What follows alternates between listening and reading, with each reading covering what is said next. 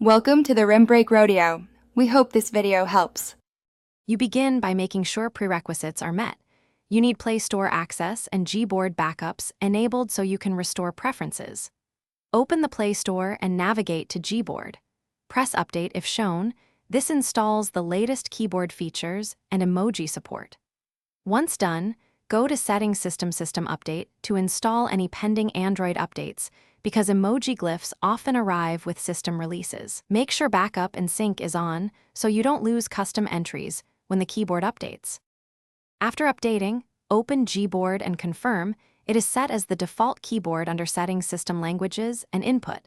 This ensures the app is active when you type. In Gboard settings, go to Text Correction and enable emoji suggestions so you'll see new emoji candidates when you type. Also enable search and sticker/emoji features if listed. Once configured, restart the device to force the system to load any new emoji font glyphs. This step resolves most cases where emojis still render as boxes. You'll verify success by opening a messaging app and typing words like smile, party, or an emoji short name. Gboard should suggest the new symbols. If they don't appear, clear Gboard cache or uninstall, then reinstall from Play Store and repeat the restart. That often fixes stale resources. If emojis still render as missing, the only remaining fix is a system firmware update from your device maker because the underlying emoji glyphs live in system fonts. Request the update or join the device beta if available.